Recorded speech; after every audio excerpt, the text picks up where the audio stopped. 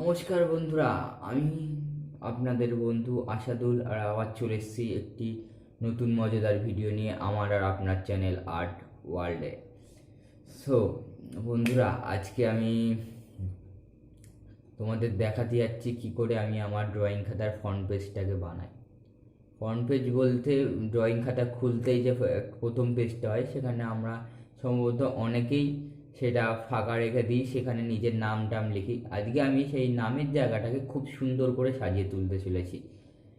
আমি প্রত্যেকটা ড্রয়িং খাতার ফ্রন্ট পেজেই করি। আজকে আমার ড্রয়িং খাতাটা শেষ হয়ে গেছে, তাই আমি নতুন একটা ড্রয়িং খাতা ইউজ করব। তাই জন্য আমি ভাবলাম যে আমি প্রত্যেকবারই তো ফ্রন্ট পেজ বানাই, এবার এটাকে নিয়ে একটি পার্টিকুলার ভিডিও বানানো যাক। তাই আমি নতুন করে একটি ভিডিও করতে চলেছি, একদম নতুন আমার একটি খাতার তার ফ্রন্ট পেজ তৈরি করতে চলেছি। চলুন ভিডিওতে যাওয়া যাক। ভিডিওটিতে যাওয়ার আগে আপনি আমার আর আপনার চ্যানেল আর্ট ওয়ার্ল্ডে যদি নতুন হয় তো সাবস্ক্রাইব করে নেবেন আর্ট ওয়ার্ল্ডকে, এবং সাইডে একটা বেল আসে সেটাকেও প্রেস করে দেবেন। কেননা আমি এরকম ভিডিও প্রায় আপলোড করতে থাকি, তাই জন্য আমি যখনই কোনো ভিডিও আপলোড করি সবার প্রথমে নোটিফিকেশন আপনার কাছে পৌঁছায়। সো চলুন ভিডিও শুরু করা যাক। বন্ধুরা, ভিডিওটা আমি শুরু করছি। এবার আমি চারি সাইডে বর্ডার করে নিচ্ছি, আর আমি খাতার একটি কোণে আমি স্লোলি ড্রয়িং করছি। আমি ড্রয়িংটা অনেক আস্তে আস্তে ধরে করেছি, আপনারাও অনেক আস্তে আস্তে ধরে করবেন, কারণ এটা ফ্রন্ট পেজ আমি ডাইরেক্ট পেন দিয়ে করছিলাম। সো আমি যদি তাড়াতাড়ি করি আমার এটা খারাপও হয়ে যেতে পারে, তাই জন্য আমি অনেক আস্তে আস্তে ধৈর্য ধরে করেছি। আপনারাও এরকম করবেন। আপনারা দেখছেন যে আমি কত কুইকলি করছি, কিন্তু এটা না, এটা হেভি সিম্পল। আর এই যে দাগগুলো দেখছেন, আমি নিচে একটা ডিজাইন দিয়েছি, ওপরে অন্য আর একটা ডিজাইন দিয়েছি, যেন জিনিসটা দেখতে ভালো লাগে। আপনারাও এরকম করতে পারেন।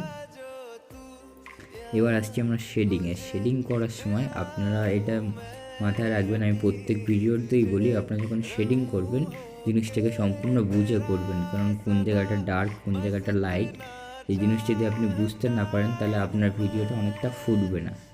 তাই সবসময় শেডিং করার আগে দেখে নেবেন ডার্ক এরিয়াগুলো আপনি প্রপারলি শেডিং করছেন কিনা।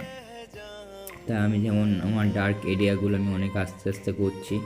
আর একটা কথা, আপনি যখন শেড করবেন অনেক আস্তে করবেন, কারণ আপনি যদি তাড়াহুড়ো করে করেন আপনার শেডিংটা বাইরে চলে গেলে খারাপ দেখাবে। এই জন্য আমি অনেক আস্তে আস্তে করছি, আপনারাও এইভাবে করবেন। সো ভিডিওটা শেষের দিকেই আমার কালার অলমোস্ট কমপ্লিট। ফাইনালি আমাদের আজকের ভিডিওটা কমপ্লিট হয়ে গেল। আপনারা দেখলেন আমি কত সুন্দরভাবে আমার ফ্রন্ট পেজটাকে তৈরি করলাম। আপনাদের যদি ভিডিওটা পছন্দ হয়ে থাকে তাহলে একটি লাইক করবেন এবং কমেন্ট করবেন ভিডিওটা কেমন লাগলো, এবং পরবর্তী ভিডিওতে আপনি কি দেখতে পছন্দ করবেন, আমি আপনাদের কি এঁকে দেখাবো সেটার বিষয়, ঠিক আছে? আর কমেন্ট করবেন, শেয়ার করবেন। তো আজকের ভিডিও এখানেই শেষ হলো।